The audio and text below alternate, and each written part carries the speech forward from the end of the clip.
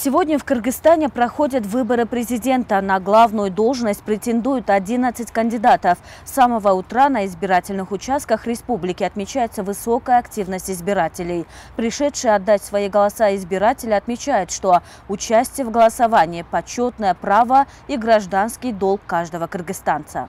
Очень важно, потому что это, во-первых, моя будущее, во-вторых, будущее моего ребенка. Мне очень важно, кто будет за рулем нашей страны, кто будет вести его вперед. И очень важно выборы. Если человек не приходит на выборы, как-то он не участвует в развитии своей страны. Так что надо выбирать, это же нам здесь жить. Мы не собираемся никуда уезжать. Так что в своей стране надо участвовать в выборах. Избиратели подчеркивают, что строительство демократического государства возможно только в условиях сохранения стабильности, преемственности политического курса. За 6 лет, более 6 лет правления он много сделал для страны. Страна сейчас, как говорится, вступила на путь развития, поднялась экономика, демократическая основа общества создал.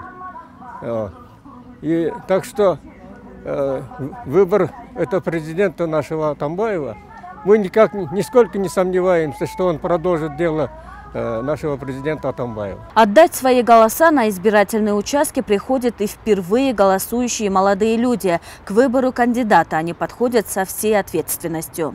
Кардинально важны, особенно для представителей молодежи. Я считаю, что нам, будущим кадрам, будущему поколению необходимо участвовать в выборах, особенно так как это первые выборы для меня, они особенно важны.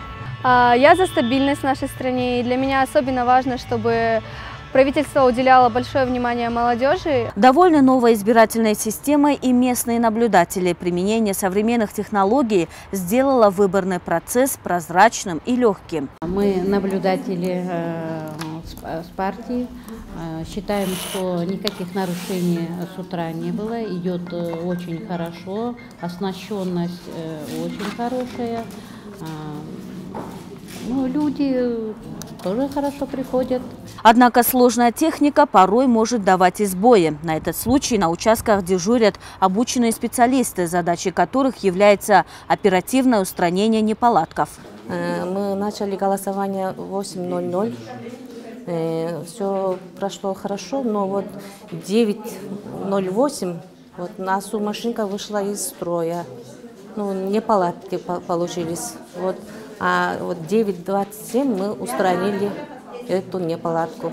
А теперь все нормально. За ходом выборов наблюдает более 30 международных наблюдателей. Председатель ЦИК Узбекистана Мирзаулухбек Абдусаламов отметил, что в Кыргызстане находится уже 4 дня и за это время успел по достоинству оценить новую избирательную модель. По его словам, использование технологии биометрической идентификации избирателей и автоматического подсчета голосов обеспечивает достоверность и прозрачность результатов выборов. И сегодня можно с удовольствием констатировать, что выборы в Киргизии проходят на демократичной основе, гласно.